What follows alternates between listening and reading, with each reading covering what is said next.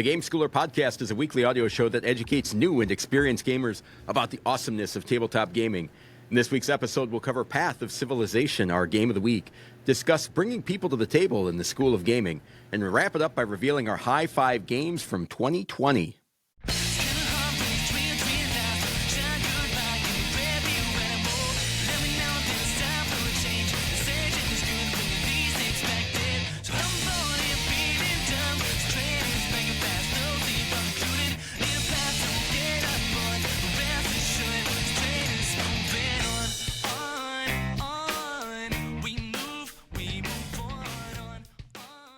Welcome to the Game Schooler podcast. I'm your host, Doug Kotecki, along with my co-host, Dr. Michael McCabe. How's it going, Michael? Great, Doug. Man, can you confirm, are the rumors about you true? Which is? Did you attend the Royal Rumble this past weekend? The sound of your voice, it's like you were there in person. Did you have a media badge? I know you've applied for that from time to time, tried to get back into Indianapolis with additional press credentials from the Game Schooler podcast, trying to launch your career. Were you there representing the podcast? No, just spending time with family over the weekend and coming down with God knows what. That'll teach you. I know, I am never spending time with them again. So trying to trudge through. I apologize if the voice sounds less than ideal, but we want to make sure we get content out. So I'm on my deathbed, and once we finish recording, I will go back there. Well, thanks for being here, Doug. Do what I can. All right, so as far as some follow-up, I did want to point out, for those of you that have been listening for a while, our website is an awesome source for all things Game Schooler, and if you want to look into a little bit more detail or see some of the games that we've covered, and there's game schooling resources on there, check that out, gameschooler.com. I think it's one of the best podcast websites out there. So Family Gamers is good too. It is. But ours is good as well. So gameschooler.com, check that out. Any follow-up for you, Michael? No follow-up, just a lot in the What's Awesome with Gaming. All right, lay it on me. Well, the first, I have some awards to announce. I feel like these new awards are popping up all the time, or I'm just becoming aware of them. But Board Game Arena recently announced some awards, and the games that were mentioned, I thought, I should mention them here because I've played a lot of them on Board Game Arena, and a lot of them with folks who are on our Discord and on the Game Schooler podcast. I don't want to call it a fan club, but there's a group on Board Game Arena that plays games together. The universe. And Splendor Duel is on there. A really good implementation. Obviously, it's a two-player only version. And are these like awards for, what did you say, the most played? Yeah, I'm sorry. I should have brought up, I have the site right here ready to go. But they're 2025 winners. The BGA awards are out. And so the best two-player game is Splendor Duel. The best casual game is a game that you referenced in your most anticipated for 2025, or the one that you want to play from 2024. I can't remember, but recently Castle Combo is on there. Best regular game is actually our Spotlight. Next week, I believe we have it in the queue, and that's Harmonies, a game that I've played a ton on Board Game Arena and have really enjoyed. Best expert game is one of your least favorite games that you've ever played, at least with me, and that's Darwin's Journey. I feel like these are the Michael McCabe personal awards. Exactly. I know. I'm so glad you said that. I was like, holy cow, my vote matters. So how are there? Sorry, are there more awards? Those are the pertinent ones. They have best animal, but I'm not even going to get into the best animal themed game because there were probably like 14,000 nominations for 2024 alone. And so is there anything of how they were decided on or who votes on? Like, what's the criteria for getting selected? Yeah, so I didn't look that deeply. Some of this is real-time learning, and I should have done more research. I was just excited. Sorry for hitting you with the hard-hitting Mike Wallace questions. There are 5 categories, and you can find out more if you go check out the BGA Award winners. But I just thought that was interesting because I agree with that. And the one that I haven't played Castle Combo. I've been waiting. Sometimes I want to play a game in person. Sometimes I want to play a game in person with friends first, you know. Other times I do really enjoy BGA to actually learn the rules and get to play through and see how the game works. But just thought I'd mention that, because I I talk about, well, Board Game Arena fairly often over the last year and a half. And it was interesting to see those awards come out. And it just so happens that those games have really good implementations. You know? Yeah.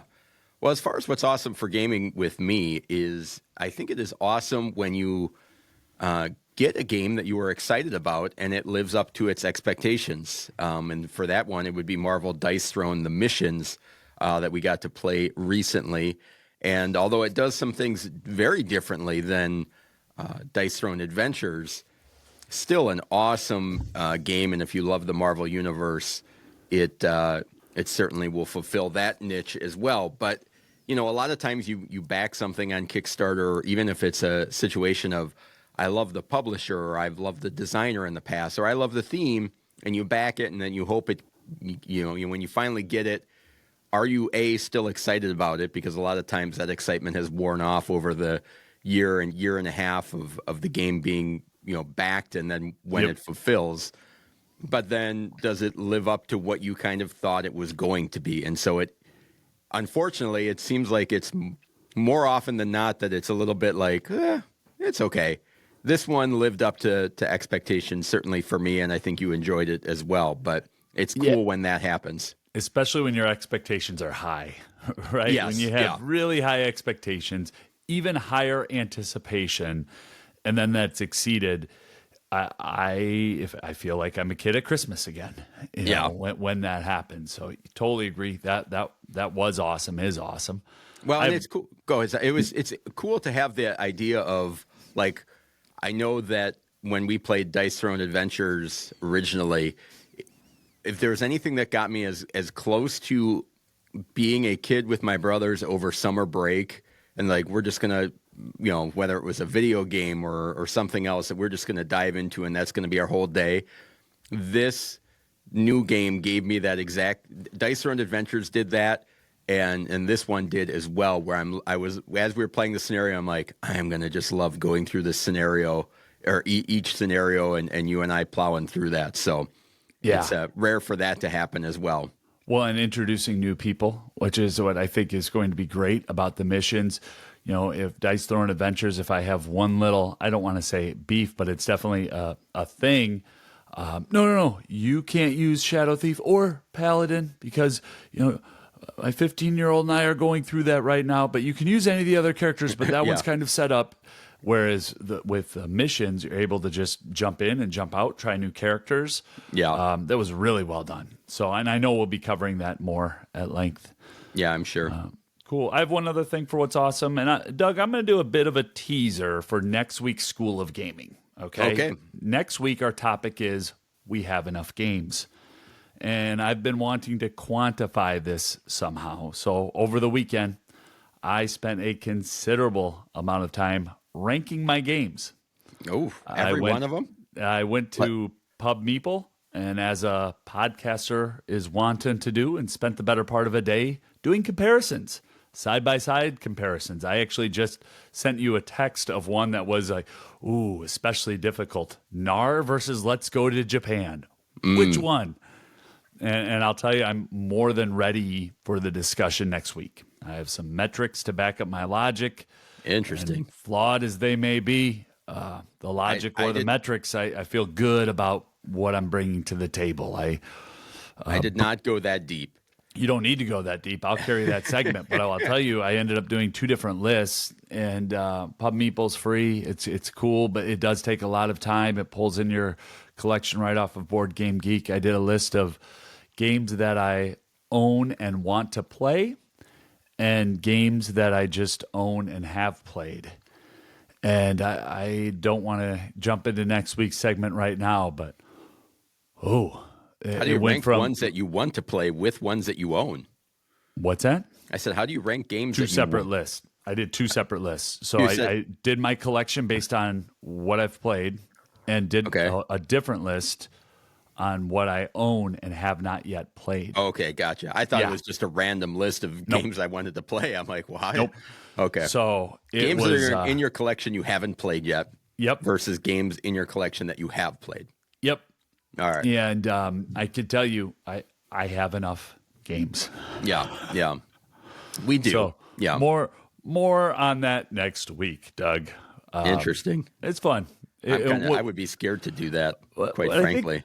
What's awesome and I was, and I'll talk a lot more about that. But what was awesome and why it is awesome, leave it to gamers to be able to quantify anything. Yeah.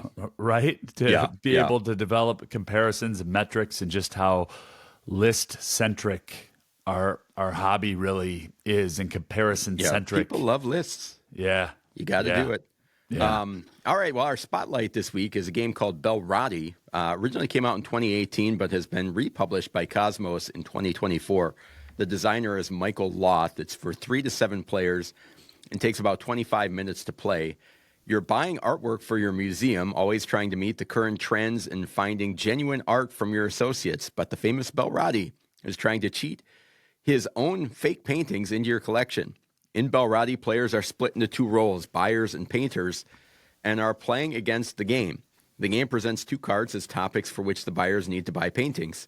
They ask for a certain number of cards, and the painters have to collectively meet this target number. The painters select cards from their hands they think will fit the most to one of the topics. Then additional cards are added to Belratti's fakes, and all cards are shuffled upside down, then flipped up. The buyers then have to select all of the cards from the painters and not the fake cards from Belratti. The roles change after each round, and if too many fakes are bought, the players lose. Michael, tell us about this one. Yeah, Belratti is one that I looked right in the midst of my new gamer enthusiasm, several years ago, looked at importing because it was on all the podcasts I was listening to, and it had an art theme and a cooperative deduction theme, and I'll tell you, Doug, I'm glad I didn't pay $80 to import it. 2, I'm thankful that Cosmos brought this to the United States in a very, very affordable package. And 3, this was a ton of fun for my family. Gameplay's in about 20 minutes. 25 is with the teach, dead simple teach.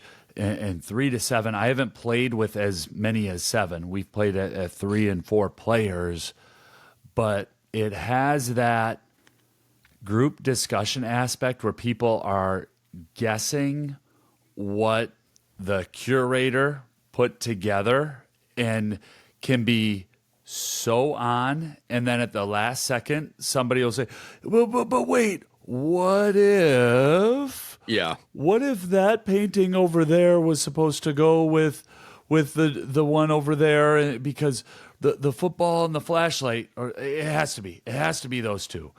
And you can't really say anything. You just have to sit there and watch the game take a turn. Crash. Yeah. And that's fun. That part of it's fun. I think it works really well for families. I could see this in a library, after school setting.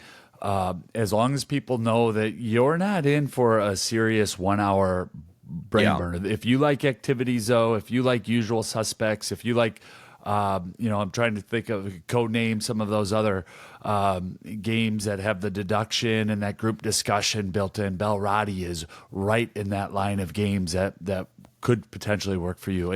It's worked for us. It's one I really enjoy. Yeah, we got the demo at Gen Con. I haven't had a chance to play it. It looks fun. I'm interested in playing it. Kind of reminds me of, it seems as if it would be and I don't want to say more complicated is not the right word, and maybe tricky is the right word, of a more tricky Link City, where there's kind of less information to go on, that you can't really be too upset that you didn't get it right. At the same time, I think sometimes maybe people would be more upset than in a game like Link City, because I feel like there's like a little bit more out of control. Yeah. But I could be wrong. That's just from an outside perspective. That's a good comparison. That was our game of the week back in episode 203. I do think that I like them both. It's Belratti is a little bit more difficult to describe than Link City, because that darn forger, he just sneaks them in, and it's almost like there is an actual villain to be upset with in Belratti. Yeah. Even as odd as that might sound, the group is kind of working together, and then this abstract mythical forger just sneaks a card in there. It's like, oh, they did it to us again. And it matches up perfectly. It's like it really does. The trend is a hamburger, and he happens to throw a lettuce painting out there, and you're like, what the heck? And I think that's the part of why this is in a spotlight and not a game of the week, because younger gamers that I've watched that drive them crazy, whereas those teenage gamers and certainly adult gamers are like, no, well, we what were you gonna do? What can you do, right? Yeah. So I think that's Belratti right there. Lot of game in a little box. It's one of those small box games from Kosmos. I know that's not an actual line that they have, but the same size as an exit size box, if you're familiar with that. Art is awesome, and the setup and the teach are dead simple. The rules fit on one page. You can get it up and running in 5 minutes and get it put away in 5 minutes as well. So good little game there. Glad that it was brought over. And truly, one of my highlights from Gen Con was seeing that from Gen Con 2024 and be like, oh, Belratti's here. And so. Finally got reprinted. Yep. All right, well, just a reminder to check out our Discord, a great community there. You can sign up at gameschooler.com/Discord. If you like what we're doing, spread the word about the podcast. Leave a review on the format that you listen to us at. We would greatly appreciate that. Contact us with questions and comments at email@gameschooler.com. Again, email@gameschooler.com. Now let's head on to the game of the week.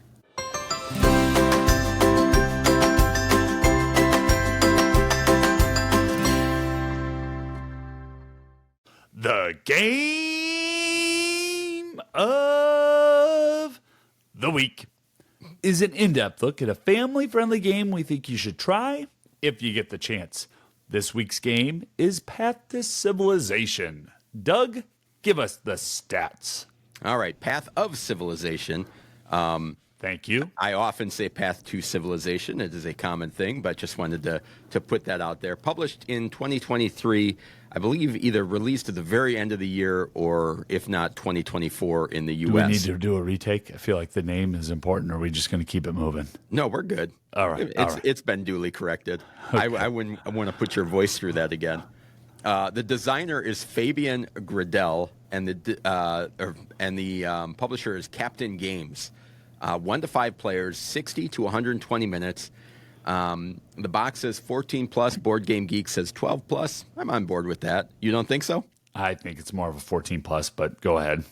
And it's going to be a hobby game, as far as I'm concerned. Could fall into the light hobby game depending on how well the teach goes. Once you kind of get into the flow of the game, I think it goes pretty smoothly. Yep.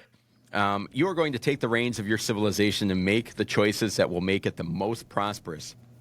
It doesn't matter which path you take as long as it leads your people to glory.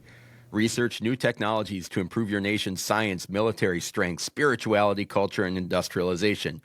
Grow the greatest philosophical current of humanity.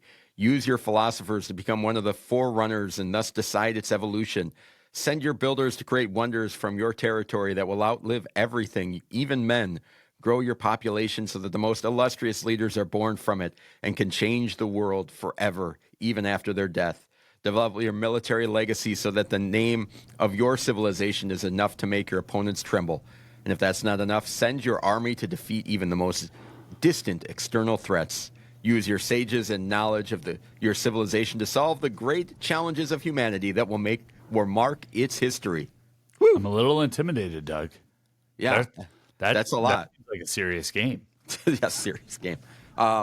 So the way that this works is pretty cool. It's a civilization game, and it plays out over 6 phases per round, and there are 9 rounds in the game. All right, so you're going to start with 5 cards. You are going to put 4 of them down on your player board, and the one of them is discarded out of the game forever. Forever. That's called the project phase. Then you're going to the deployment phase. So on one half of your board, you're going to be sending out cubes to different tracks, such as the philosophy track and military, to get population and people. Then you're going to go to phase C, which is the evolution and purchase phase, which you're going to be progressing up the philosophy track. You're going to be acquiring wonders and leaders throughout the game. The second part is going to, or the next part, the next phase is the research phase, in which those cards that you played down are going to give you resources in different technologies. So you may be going up on the military or the industrial or religious. There is science and culture are the 5. You are then going to use those resources to buy new technology cards. So the 5 that you started with are now down to 4, but you're going to add one every round. So that's going to make you, the next time you go into that deploy phase, you're going to be discarding another one. So as you keep acquiring cards, they're getting more and more powerful. When you acquire a new card, you also get a bonus from whatever level that card is. There's 4 levels for each technology type, I guess, would be the wording for that. And so you're going to get bonuses depending on how high you are. All the cards in each technology row are the same, so there's no, the first one is always going to be archery on the military one. The second card is always going to be artillery. You're going to move up. So there's not a whole bunch of learning new cards every time you're grabbing them. And then the final phase is phase F, which at the end of every round, except for the first 2, you are going to be either resolving a scoring card or a military card. So the scoring card is going to be scoring one of the technologies throughout the game. So it might be this one's going to score your philosophy ones. This one might score your culture points, things like that. And there's little bonuses throughout the game there. The other part is every other one is going to be a military battle. And there's going to be a rank that you need to achieve in order to win the battle. And then whoever ranks the highest is going to get this set number of points, that set number of points, so on down the line, depending on how the ranking works out. And there's permanent military and temporary military. So you can build up your permanent military. That's going to be there round after round. But then there's also temporary ones that will help you win a battle. But then at the end of the battle, they go away. At the end of the game, whoever's got the most points wins. There's going to be points on your wonders and leader cards that you acquire throughout the game, and even some of the higher technology cards. And you're earning points throughout the game from battles and those scoring rounds. So that's kind of as best I can do an overview Doug, without that's the awesome. board in front of you. That's awesome. Can I just jump in and add in a few things? So this was an Essen release in 2023 and really took Essen Spiel by storm. People were talking about it. There was a lot of buzz about it. And I can remember looking at the board and being like, I don't get what's happening, because I was just looking at pictures on Board Game Geek and looking at videos. And Doug's description was really good. There's a player board and then a main board that's kind of spread out across the table that everybody's playing on. And the 6 phases that Doug just talked about, A, B, C, D, E, and F, are all right in front of you. And everything that has a square icon, that's going to be the cubes. And the circle icons, those are going to be the resources on your tracks that you're using for purchasing. And I think once you understand that, the flow of the game is just so smooth. And it's not just solitaire. You know, a lot of the hobby level games that we talk about, you're kind of just head down, do my own thing, maximizing. But sorry, I had it up in front of me and I just closed out the picture. The phase where you're purchasing, is that E or F? I wanted to get the letter right. That you're purchasing is E. E is so interactive, because you get a little bit bonus that happens when you make a purchase. Like right there's a real-time bonus for the new card that you're bringing in. And the whole table can go like, oh, now you're moving up in a military track. Oh, you got a permanent move in that military track. I see what you're doing there. Oh, Doug's got his passive income going over there. We all better watch out. And that muttering happens, and not always initially in the first round or two. I feel like there's a little bit of comprehension and understanding. But boy, the middle phase of the game, and as it winds down to end game, I hear Civilization game, I'm thinking other game. Okay, we're sitting down for 2 hours. Yeah. No, it's going to be a 20 to 30 minute teach and learn the first time, but then about an hour later, you're done. Yeah. Game really moves well from round to round, face to face. Yeah, I think it does a really good job in this is a very rare case that a game does this so well, is that it's a good mix of simultaneous play while still having player interaction. So while you're deciding which spaces you're going to put your technology cards out and which one you're going to discard, everybody's doing that at the same time. However, once you start seeing people putting people into to acquire the leaders or cubes over in the philosophy tray and cubes on the military and cubes in the to build wonders, those construction ones, you can see what everybody's doing. So there's a little bit of a race of, I really want that wonder. I might need to get people in there faster, or I really want that leader, or gosh, I'm getting beat by, so there is that perfect mix of watching what everybody else is doing while a lot of the think time is done simultaneously. So you're never waiting around of like, geez, I wish Michael would make a choice on what he wants to do. The other thing is that this game is so well developed that the technology cards, as you're acquiring them, and that struggle of which one you're going to discard, which, in the first round, you discard one, and the next round, you're like, oh, I wish I would not have gotten rid of that one. That struggle is real. But what is really interesting is that the way that they're laid out, it's almost impossible to spam one track. So you can't just be like, I'm going to be all military all the time, because the cards that you need to do military, those resources come from other cards. So it makes it really hard to just say, I'm going to do that and dominate it. However, that doesn't mean that you can do everything else either. You can't. So you pretty much have to be like, these are the 2 to 3 things I want to go after, because I can't do everything, but I also need to be proficient in a couple. But then there's that moment of truth that happens too about 50 to 60 to 70% through the game, where if I've committed to the 2 or 3 things, now I have to be very efficient and go all in on these 2 or 3 things. Yeah. And that's going to be the difference between first and fourth at a table of 4. I think that's a really good point. You said it, but I'm just going to restate it. All of the information is open. Yeah. The only information that's hidden is I know which cards I have eliminated as I go from round to round, and other people at the table really don't. And I like that part of it. It makes me feel like I know what's happening and what other people are doing, even though I'm not smart enough to keep track of what the other 3 people at the table are doing. Go ahead. Sorry. Well, it's a good mix of like chaining and getting those bonuses to fire off. And if you go into the game completely like, I'm just going to be very well balanced, you're never going to get to the level 3 and 4 cards, because you're never going to produce enough resources.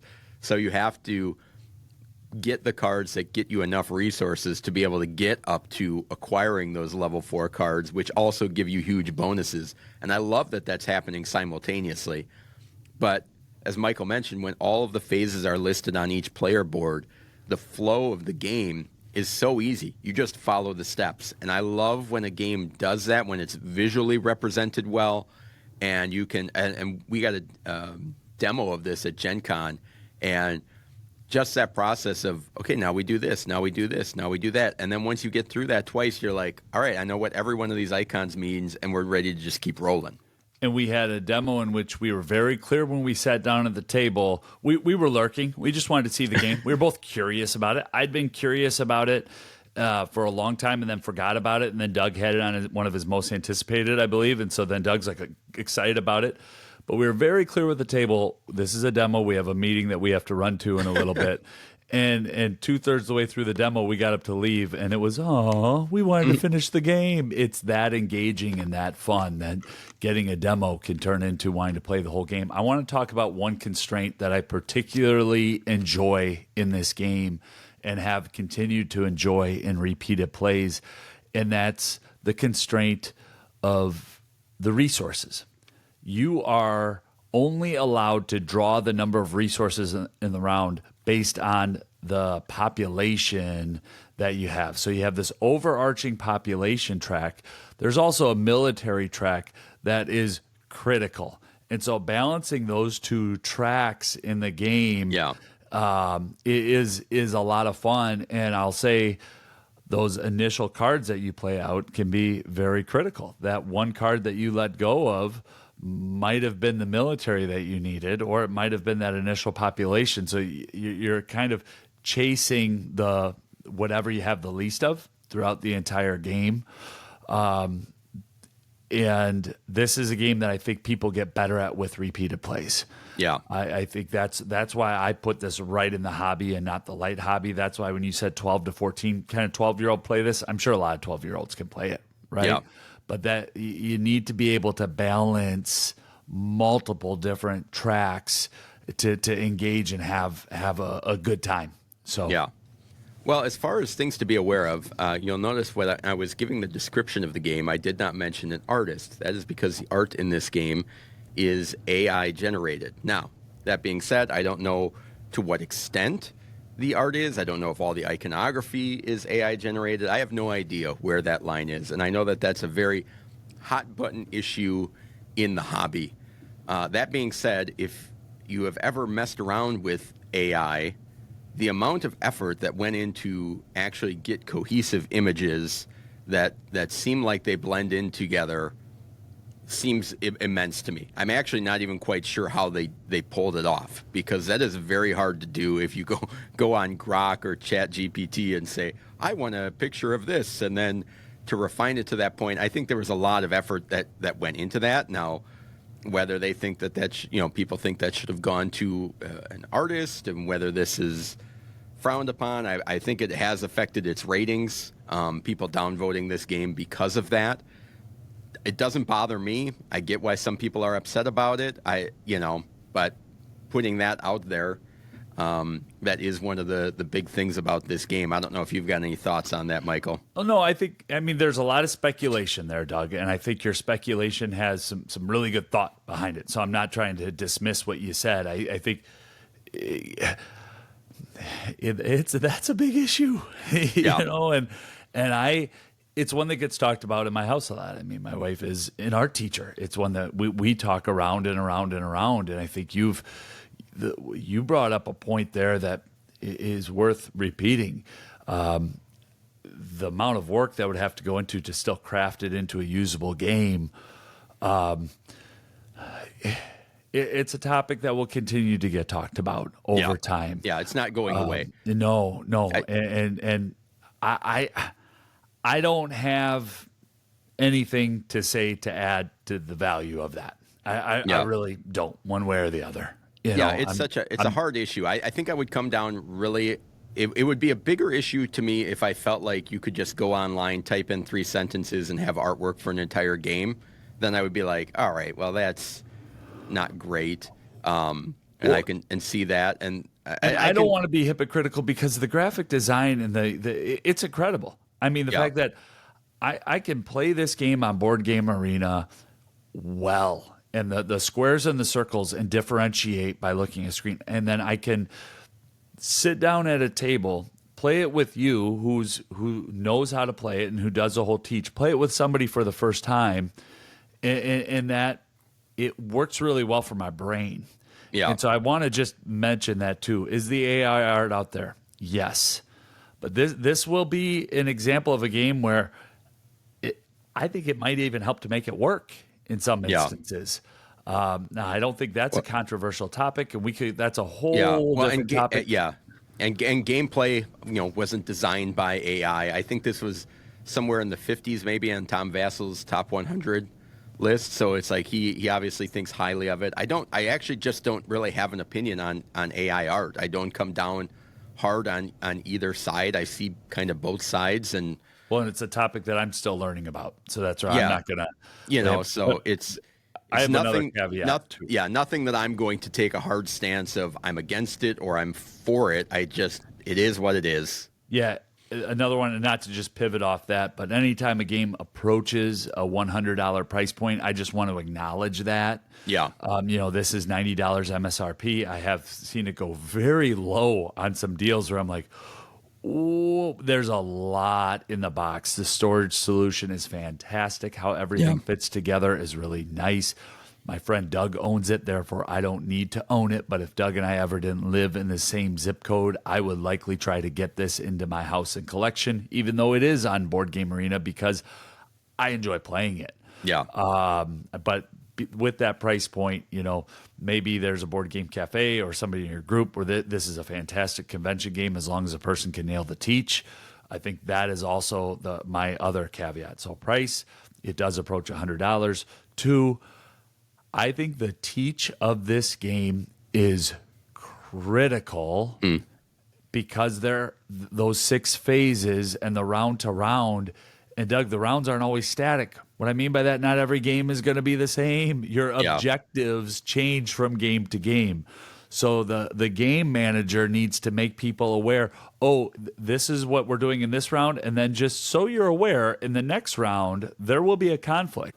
So just to wrap that up, I think that it's not just the teach to get the game started up. Whoever is bringing this game to people for the first time, I think it's really critical that you're able to manage from round to round what's coming up, so that people can enjoy it and have a good time. Because the more you play this, the better you're going to get.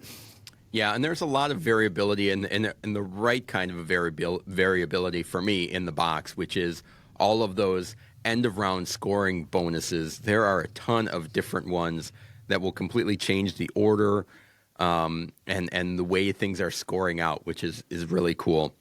As far as some skills in this one, I think this does a really good job of 3 skills that work together really well, which are logistics, strategic thinking, and resource management. And thinking about where you want to go and having that kind of long-term, 2 to 3 round strategy, coupled with how do I actually execute that with the logistics of how am I going to make that plan happen, and what resources do I need in order to make that happen? And it does it in such a good job of allowing me to one of the few games I feel like I have a good chance of doing that 3 to 4 round strategy and not everything being tactical, which I love tactical games, but this one is a good one where it's like I can be strategic without also having to be like, well, this is my game plan for the whole thing and I'm locked in.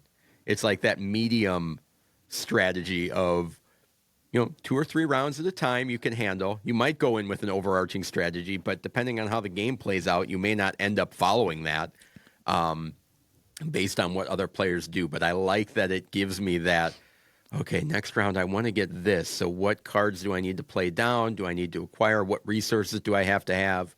And kind of follow that 2 or 3 turns at a time. Yeah.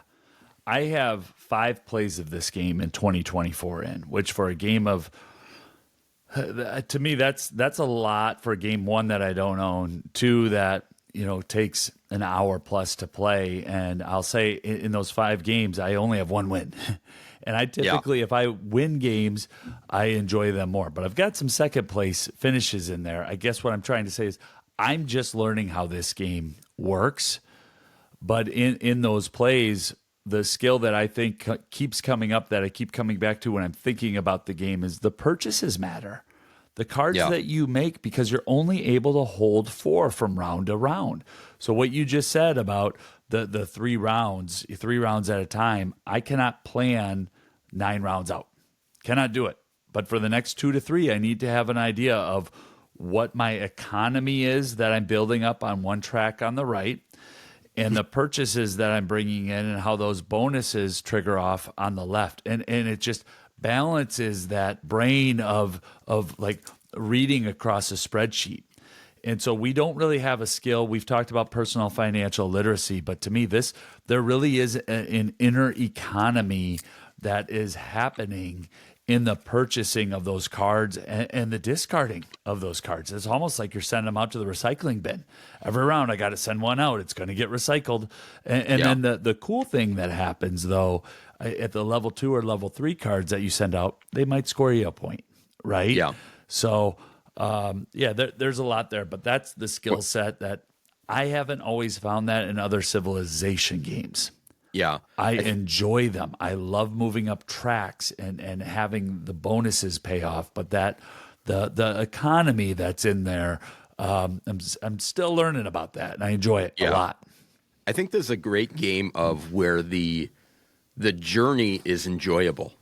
So as the game is going on, you don't really know who's winning, which I really like in a lot of games. I don't like knowing if we get to the end of the game and I got blown out, I don't care if I had fun and thought I was in it the whole time. Like that placebo or illusion of like, oh, I'm hanging in there and I'm having a good time, and then you find out you get blown out. It's like, oh well, I had a good time. Like, so this game where that scoring is like, okay, yeah, I can see that Michael's collecting some stuff on the military or he's moving up in the philosophy, but until it gets to the end of the game and everybody's throwing their chips down and you know what the final score is, you have no idea how everybody's really doing. And in a game without hidden objectives, that's rare.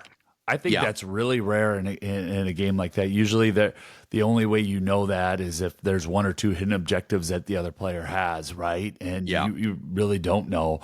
The end game scoring, when tedious, not too bad. What's your take on that?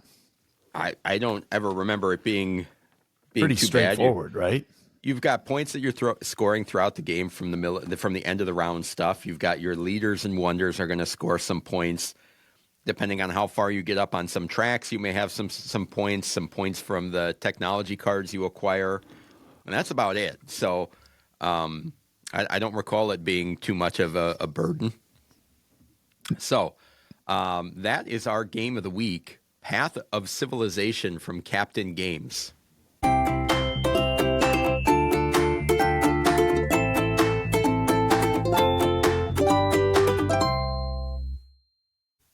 The School of Gaming. In the School of Gaming, we discuss concepts, keywords, etiquette, and helpful ideas in the world of gaming.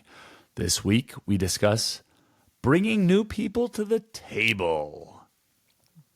All right. I feel like I'm going to be.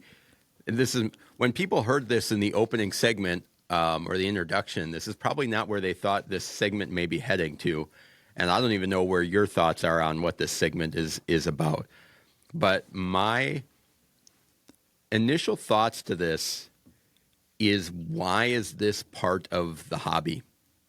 Why is there a constant need from folks to have the idea of what can we do to bring people to the table? We got to get more people to the table. And I enjoy a bunch of different hobbies outside of gaming, and none of them seem to be obsessed with the idea of getting more people to the table or into the hobby or becoming more mainstream than the gaming hobby. And I can understand a push from retailers or publishers, that perspective, because more players means more sales, more money, more people are buying your game. And I don't mean that we should be I'm not in favor of gatekeeping or actively keeping people out of the hobby. That's not what I'm saying at all. But why do we, as gamers, feel the need to make people love the hobby as much as we do? Like constantly evangelizing is like, well, I really enjoyed this, so you should enjoy it. And I've got people in my life that I play games with, and my brother, I could call him up tomorrow. He'd come up, he'd play a game. And you know what? He's never been on Board Game Geek. He likes to play games. He'll sit down and play games, but he's not in the hobby. And so what difference does that make of, bringing people to the table? And I think kind of overall as a hobby, we may come on too strong, more like a religious conversion as opposed to, hey, play a game with me. And I think about my first modern board game experience when I was introduced to Catan for the first time, we were, my wife and I were going over to another couple's house, and they brought this game out. They are not, from what I can tell, they're not gamers. They just happened to play this game and thought it was fun, and two couples trying to figure out something to do for the evening. Hey, why don't we play this game? And I'll be honest, when they brought the game out, I'm thinking, what is this? This is Nerdville, USA. In the old version of Catan that had the Amish-looking settlers on it, they're like, what kind of settlers? Yeah, weird game am I getting into? 1,400 games and 206 episodes later, Doug. Yeah, I'm in the hobby, but they weren't setting out to convert me to join the hobby. It was, hey, play a game because it's fun. And so I think sometimes, like, I hear podcasts and stuff like, we got to get more people to the table, and how can we make our hobby more appealing? And it's just, why is there a need to do that, do you think? Well, I'll push back. This is the only hobby that I have in my life that I know that brings people of all faiths, denominations, looks to the table. It is a global hobby that prides itself on being inclusive and a message of all are welcome. And I think when that is at the core, some of the byproduct is that fervor of, we got to spread the message. Almost what you talked about, like that religious zeal and evangelization of, everybody's welcome here, so let's get more people here. And I think that's part of that, and mixed with so I do think that is one category. Another category is certainly the consumerism that is built around the hobby. When you have 3,500 to 5,000 games that come out every year, where there is a convention every other week, where there are events and cruises that people must go on in order to be in the hobby, and it's still really small. Like even the tent of the hobby, we see the same people over and over at different wherever we go. I think that's all a part of it. That take is interesting. Don't get me wrong. I love the inclusivity. I love that it's open. I love that I can sit down with complete strangers and play a game, and feel like we're best friends halfway through the game. Like, that is awesome. And there's nothing about this saying that I love the hobby. Obviously, we have a podcast that is 205 episodes in. So it's not that. It's more of like, why the idea of, like, you know how we bring more people to the hobby? Just play a game with somebody. Yeah.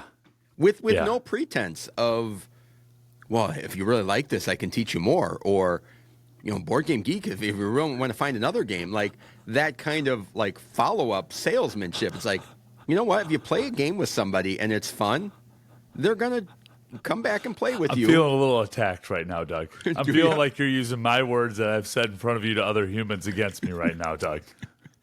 I would not put you in that category. I'm teasing. The other part of it, though, there's two sides of the coin. It's, I got to play a great game with those people. And so there are those moments that happen at the table of, I played this game for the first time, met these two people for the first time, and then we both went along our way. I'll never meet those people again. They're from a different part of the world, but every time that I see that game, I now associate that game with those two people, and it's a good memory.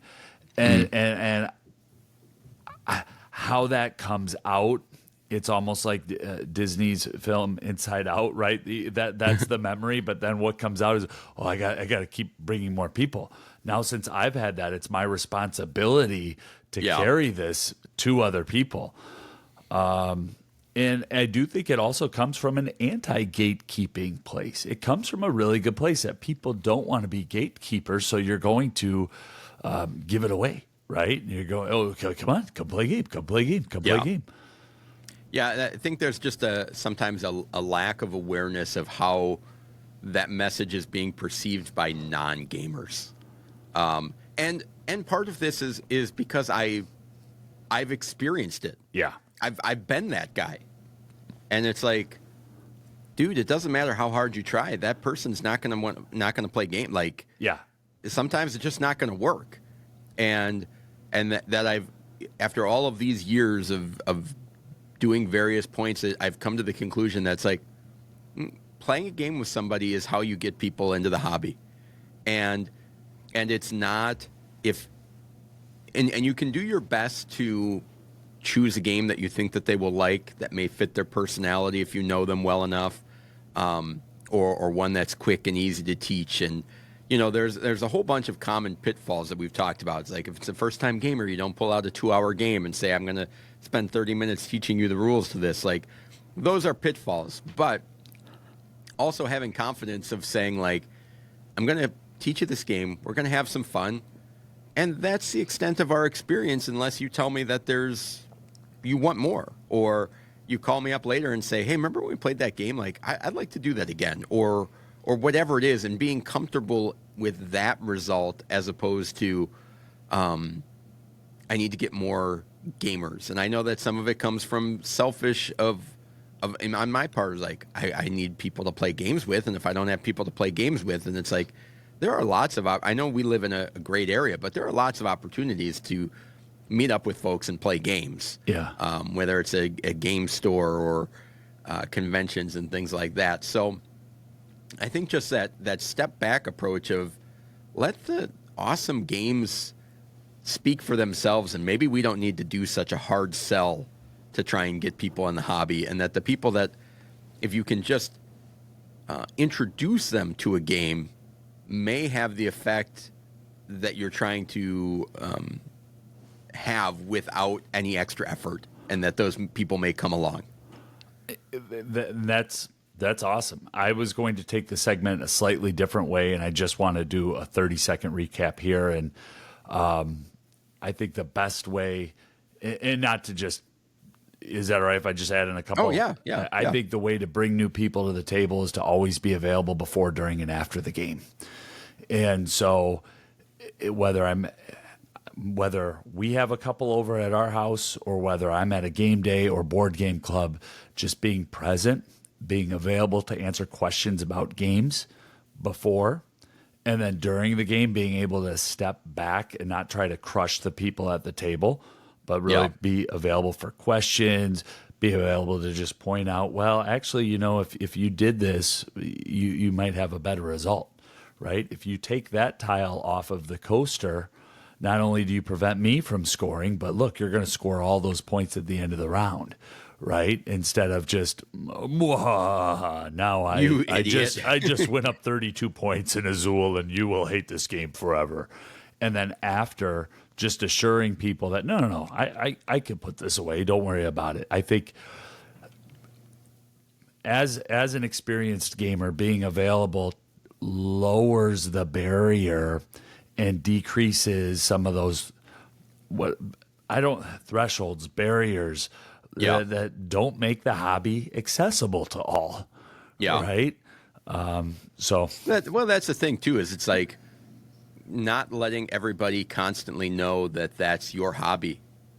Like the badgering. It's like, if you're getting together with somebody and just dominating the entire conversation about, well, there's this new game that came out and I wanted to tell you about it. And it's like, I think that to your point there, what you're talking about is like, just settle back. If people have questions, they'll ask you. Yeah. And you can throw something out there, just, a little fishing line, but you don't need to overwhelm and constantly talk about how great our hobby is. It's less is more, I think, is the big takeaway, right? Yes, no? Yeah, no, it is. It is. I do think that's how you bring new people to the table. Yeah. Well, let us know in the Discord what you guys think, if there's any hints or any objections to what we said, and we'd love to hear about that. So let's move on to the high five.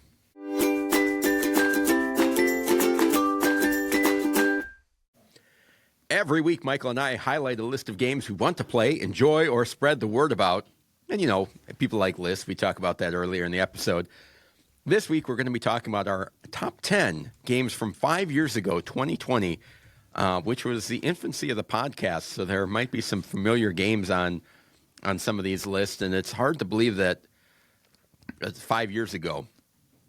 I was doing the list for next week, which is 10 years ago, and those games seem like they just came out. So it's amazing how fast the hobby moves and the number of games that come out every year. Yeah, but and even looking at a list of like stuff that I'm like, yeah, I should still play that at some point from 5 years ago. But the 5 favorites, the 10 favorites, they stick, they stay, right? Yeah. So, yeah.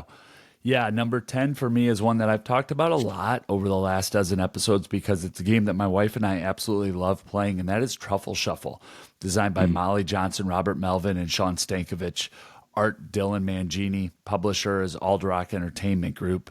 And in Truffle Shuffle, you are chocolatiers who build poker-like sets of delicious-looking chocolate for points, but it has that pyramid structure of where you can see about approximately half of the cards. And you have to take some cards into your hand, and you're trying to make sets, poker and rummy style sets, and trade them in for points. Just a fantastic little tense game.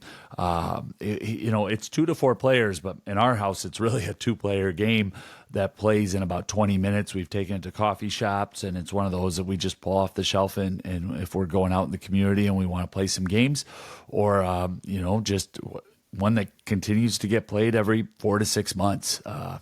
That's my number 10 is Truffle Shuffle. All right, well, I'm going to keep it in the AEG realm, and this game, my number 10, has been overshadowed by its bigger brother, and that is Calico. I prefer Calico over Cascadia, which was the one with similar themes. I think they have different designers, but kind of all came out afterwards and was kind of like that follow-up game. But I love the simplicity of Calico from Flat Out Games and designer Kevin Russ.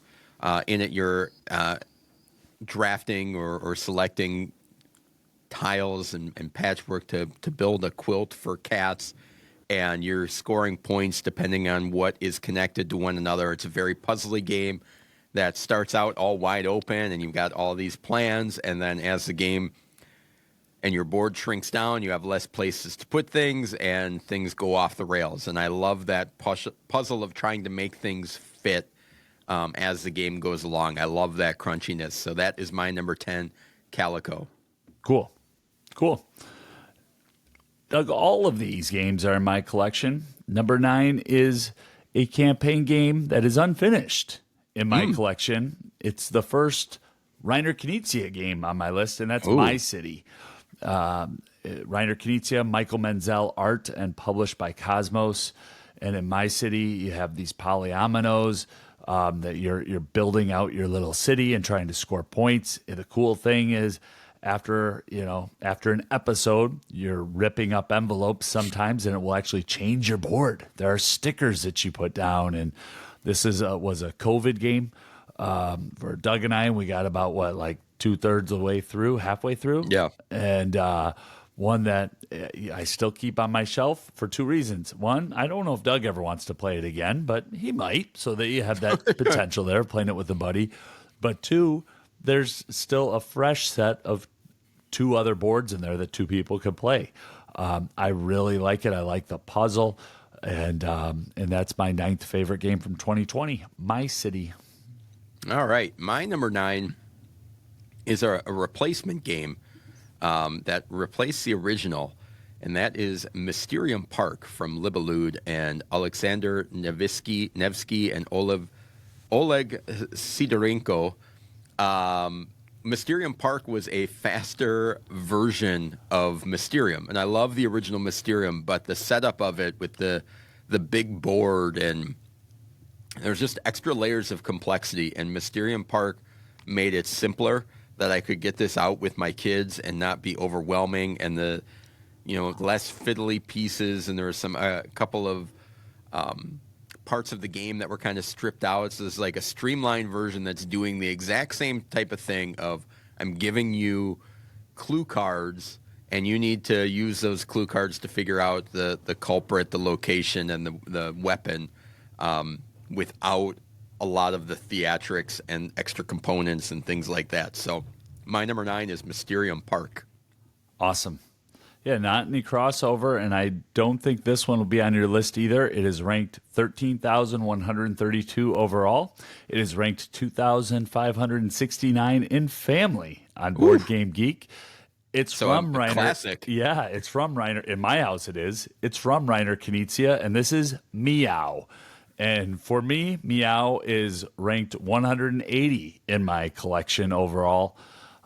This is a trick-taking game with 3 suits in which cats are fighting to gain food and avoid fish bones, and it is particularly mean. You can win negative points when you didn't want them, and people can dump them on you because the high number takes a trick, except if somebody plays an 18, the 1 beats the 18. And so it has that little Knizia bite to it. Yeah. That, and my 9-year-old has house ruled one other little piece about how tokens are won. So, but it's been a really good game for us in our house. I know it's unique, very unique to just, I will say, me. And the reason why I know that, because there's only 412 worldwide on Board Game Geek that claim to own it. There's only 13 that want it in a trade and 13 that have it for trade and 6 that want it in a trade. So in the Knizia collection, it's not a hit for everybody. And I know we've talked about it a lot on a lot of different shows, but it's one that continues to get brought up and played. And I don't think it'll be going in a trade pile or Noble Knight soon. So I enjoyed when you let me win that game. I did not let you win it. Good little trick taker. Good introductory trick taker in our house. Yeah. My number 8, we talked about in episode 46, and that is Back to the Future, Back in Time. This was from Funko Games and designers Prospero Hall. I'm a huge Back to the Future fan of the movies and trilogy. And this game did a really good job of implementing the first movie. It is very difficult. It's a hard game. It's a hard cooperative game. And I just love the way that they handled the thematics of this game of, you're trying to get a Lorraine and why can't I think of the dad's name? Marty? No, Marty is this is embarrassing moments in podcasting. Marty and George. Lorraine and George McFly. You're trying to get them to fall in love. You're trying to get Marty back to the future, and meanwhile Biff is strolling around mucking up all the plans. And it's a great cooperative thing where each player kind of has their own agency, so there's not a lot of alpha gaming going on, and just the art is really cool. If you want to learn more about it, head back to episode 46 and hear our full thoughts on that. But that's my number 8, Back to the Future, Back in Time. Fun game. Funko did a good job on that. Yeah, so I mentioned the stats for Meow, my number 8. My number 7, listen to these stats, Doug. A little bit more than 412 people own it worldwide. 69,000 people own this one. 414 have it for trade, and 1,092 want it in trade. It is currently the 6th overall game in Board Game Geek and 6th in strategy, and that's Dune Imperium. And this is a game from designer Paul Denon and Direwolf Studios. There are so many different expansions. I try to keep up with what's going on and what I would like to add. I've had different expansions in and out of my collection. What I currently own is just the base game, Dune Imperium. Fantastic worker placement game that's right out of Frank Herbert's novel, with some I would say cool movie art, but where you are building a deck, but it is not your classic deck builder that your deck just becomes more awesome throughout the game. It is a tight game that does play 2 hours. It is a hobby level game. It's not necessarily accessible for all humans. And just little sidebar rant. We have a friend that we played this game with, right? And at our most recent Game Hole Con, he signed up to play it. And I was so mad. I was like, why would you sign up? I would have just played it with you. I have it. I want to play this game, So it's one of those that when I hear that other people have played it, it's like, well, why didn't you call and bring me to the table? I played all the time on Board Game Arena. So that's my my number 7. It'd likely be higher. I just don't have enough plays of it. There's other games I like to play solo. This is one I want to play with people. But that's my number 7 is Dune Imperium. Great game. They really exceeded my expectations. All right, my number 7 I think is going to fall in the same category that your Meow kind of did. It's a game my family has enjoyed a bunch, which is what puts it this high on the list, and that's Hammer Time. We talked about it in episode 146 from Haba and designers Sean Graham and Scott Huntington. And this is a game where you've got a little hammer, the box lid is flipped over, a whole bunch of gems go on the top, and you hit the side of the box and knock gems off, but don't knock more than 8 off. Otherwise, they all go back on. So you get to keep what you knock off and fill in little cards to fill up your mining carts and move along. But my youngest daughter just loves this game. And we laugh when, you roll a die, and sometimes you have to use the hammer or the handle. Sometimes you have to punch the side of the box. And sometimes you do have to use a hammer. And sometimes hilarity ensues when half the gems on the box go flying off, and my daughter's like, I'm just not very good at punching. I don't even know how to control it, because she's punches like they all fly off. Like, just a little bit softer would be great. But that is my number 7, Hammer Time. Awesome. We are all the way up to number 6 right now, and number 6 was a game of the week back in episode 32, and that's Trekking the World, designed by Charlie Bink, published by Underdog Games. This is the first edition of the game. I have it in my collection. I really enjoy it.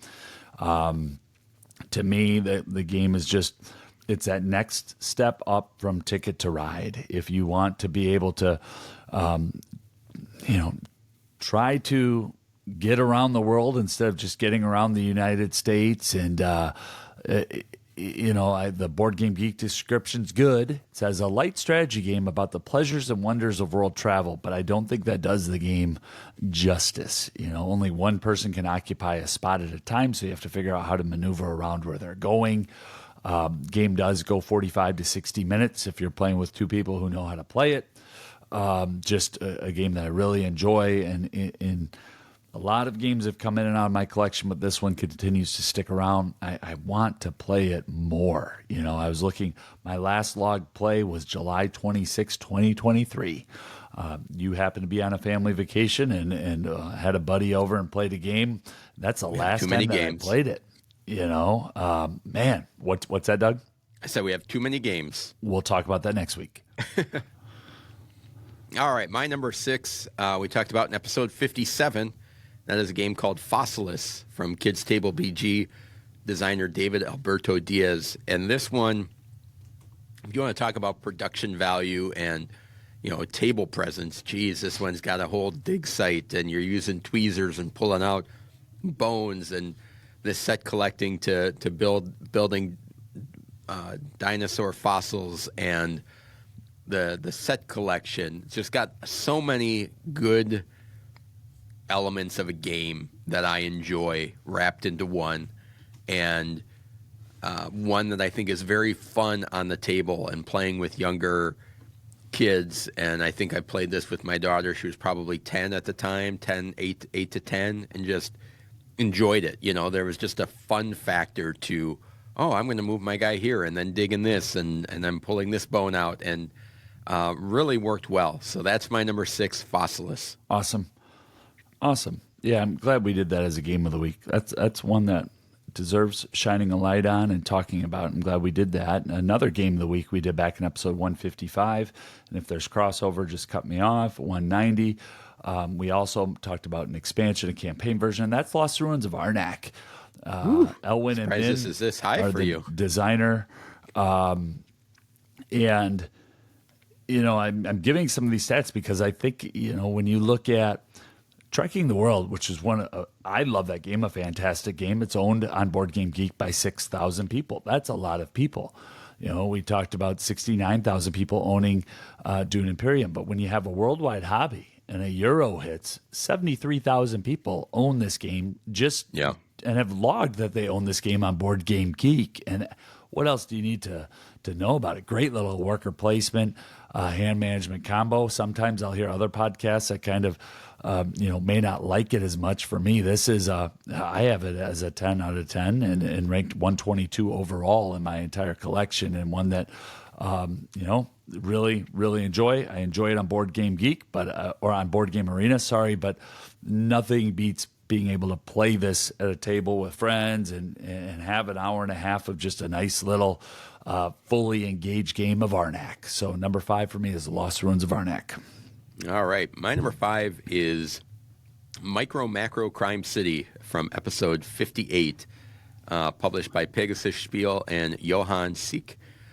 This is just a great little Where's Waldo style game, and the stories, as you basically have a little stack of cards. It'll ask you a question, and you're looking on this giant map to find out the answer to that question. Who stole the hat? And you're tracing it back through pictures and things like that. And it just is really well done and creates such a unique gaming experience that I don't think anybody else has matched up at this point. It's so unique. Maybe there's some puzzles and stuff that have come out that are maybe do something similar. But the fun that I've had with my daughter, I think it is best at maybe 2 players, 3 tops, where otherwise you got a whole bunch of heads bumping into each other trying to find things on a map. But worked really well, and I've enjoyed my time with it, and its uniqueness of it when you pull that out on the table and everybody's like, whoa, what is this? And you start seeing all these little stories develop and all the drawings. It's pretty remarkable.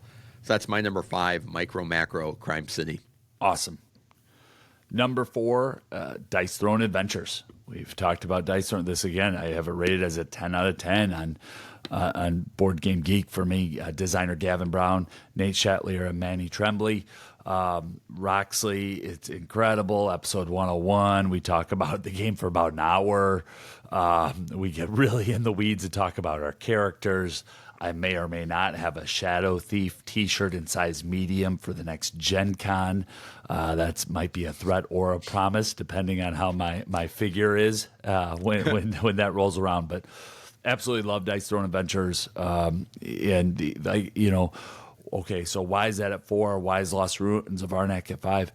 It really does come down to recency. When I get into my 1, 2, and 3, and all of these games are great. I just, 5 years is some time, and if I haven't gotten to the table as much, that's number 4 for me is Dice Throne Adventures, and one that I'm so glad I got to go through with you, and it's sitting behind me on the shelf and has a nice little home on the Calyx. Yeah, it is amazing when we do these lists, the amount of games that I go through that I have such a hard time ranking them because there's so much, like, I don't want to say muddiness, but they all kind of blend together where it's like every day I feel like I could have if you ask me tomorrow, my top 10 list might be completely different with the same amount of games. And it's getting harder and harder to separate that stuff out. As far as recency is concerned, my number 4 is Nidavellir from Hachette and Serge Leger. It was one that, Michael introduced me to, and I'm grateful that he did, is one that just never caught my eye and attention. I've, heard people, and I don't know if it was the artwork or the way that it looked on the table. I don't think I ever really got it explained to me very well on what you were doing. What do you mean? You're going into a tavern to recruit an army? Never explained. That might not get that might not be very gripping, right? But actually, I feel like it would, but I've never been. It was never presented to me like that. I always looked at it and saw you're turning into a true Wisconsinite, Doug. Numbers and cards and stuff, and it was just like, this is too abstract. But the way that the auction system to acquire your heroes and the set collection, this will be coming up on a future episode, so I'm not going to go into too much detail on it, but just a fantastic little game, and my number 4, Nidavellir. Yeah, it's my number 2, so I'm just going to jump in there, and then I'll circle back on number 3. Everything that you said, and I know it's coming up in a game of the week. It's nice to be surprised, right? I had very similar thoughts as to what you did, and then, but it was just nagging at me. And one that, man, I really want to give this a try. The bidding, the auctioning, the set collection, the powers, and I love it. So that's my number 2. I'm going to jump to my number 3, which was a game of the week, and that is Honey Buzz. Honey Buzz is a game that has actually risen over time for me with repeated plays. It was game of the week back in episode 82. It's designed by Paul Solomon and is published by Elf Creek Games. I think you can still pick it up. I know that company's gone through some hard times, but I think All Play has some of the Honey Buzz available, and Goliath Games does as well. But in Honey Buzz, what are the name of the 2 tiles? I should have looked that up. The type of tiles. Well, how would you describe those, Doug? Two hexagons together, two hexagons attached. Placing these attached 2 hexagons down and trying to get little combos to fire off so that you can go sell your different types of nectar at the market. Little honeycombs, yeah. And it's a beautiful clash of puzzle and economics. Probably not the type of game that I was absolutely in love with in 2020 and when I first played it, but one that has risen over time because I enjoy the interaction. I enjoy what happens at the table. Plays great at 2, plays great at 3. No 2 games are ever the same. And one that's also fairly easy to teach once you have had a few different plays and if you're able to teach games to folks. So that's my number 3 is Honey Buzz. I'll send it back over to you for your number 3, Doug. All right, my number 3 and 2 will move quickly. My number 3 is Lost Ruins of Arnak, which Michael already talked about, and just a phenomenal little deck builder. And I love being able to squeeze as much as I can out of every round and turn. I think that's the fun of that game. My number 2 is Dice Throne Adventures, which I felt like I had to put on the list because I feel like the podcast may not exist had we not played Dice Throne Adventures the amount of times that we did and the amount of conversations that happened before and after and around that game. So part because the game is awesome, part because of the impact on my gaming life is why that's at number 2. And I have a lifelong friend because of it, so I have to give it credit. I do almost made Doug choke on his cough drop, but yeah. So that is my number 2, Dice Throne Adventures. Awesome. We're up to number 1. I don't think this will surprise anybody. I keep talking about it, and that's Dwellings of Eldervale, designed by Luke Laurie. And published by Breaking Games. Peter Vaughn is the developer on that. I think he deserves some credit too, just in the community that is around that game. And folks, I'm all in on the game. I've got the talking minions and upgraded coins and bits and all that. And you know, it's you're to describe it succinctly in 2 or 3 sentences. It's a worker placement game where your workers have some powers and some different abilities that trigger off, but there's also monsters that are rushing in on where you go, and sometimes at the unexpected moments. It's one that I've played more solo than in person, but I will continue to bring it out at our local convention and run a game of it for as long as people want to sign up for it. So that's my favorite game from 2020. Not just unique to me. You know, you have 11,000 people that own a $200-$300 game when you get all in on it, and is one that has, I don't want to say suffered because it only gets, like they're on their 4th printing or whatever, but a big printing comes over and then it disappears. It's just one that I wish was more available in friendly local game stores. When a printing comes, it goes, and you got to sign up for the next one and then wait a year to get it. So that's why I almost feel obligated at this point to run it at Game Holcon just so people can get a chance to try it. But it's a time commitment, Doug. I mean, that one is, it says 60 to 150 minutes. It's 2.5 to 3 hours to get it. I know. Hey, with a 30-minute teach on top of that. So that's one where you can't you can't bring that walking taco over here. No. That brisket sandwich that you're eating, you can't bring that to the table. That's when you got to tell people to read the rules and come prepared. type of thing, right? I do. Yeah. Save as much time as possible. Yeah. Yeah. Well, speaking of being all in, my number one is also about being all in, and that's Marvel United. Simon and Spin Master designers Andrea Cervisio and Eric M. Lang. Although Eric M. Lang, I don't think has much to do with the newer versions that have come out. We talked about it in detail in episode 157 and episode 1, but we revisited in 150. So go back to 157. But when making this list, it when we talked about that there's a lot of stuff in the middle, there's also the things of impact, like which one has had a bigger impact on my gaming life, which one do I enjoy playing the most. Those things are like all part of the consideration, right? How often do I get it to the table? Things like that. And it's like the amount of time that I've invested in painting the minis of this game and playing and being around the game. And Michael and I were playing the Marvel Dice Throne missions, and Michael's like, hey, why don't you just use the minis that you have for this instead of these cardboard ones? Great. And it was awesome. We pulled them out and had painted minis to play with on a completely different game. Wolverine which I never was would have awesome. Expected. So if you're talking about like overall influence on my collection and hobby and the way that I participate on the hobby, Michael plays solo games and plays a lot on Board Game Arena. I don't do that. But my extra time goes into painting minis. That's what I enjoy doing. So I had to put this one on the top of the list because of that, of how much of an impact that has on my hobbiness. So that's my number one, Marvel United. Can I jump in on your number one? Yeah. It's also a great game. It's a phenomenal cooperative where the structure of the game, the card that I play, you play two cards at a time, and the second card that I play, the next person one card at a time. You play one card at a time, and the next person's going to get to take advantage of what you played.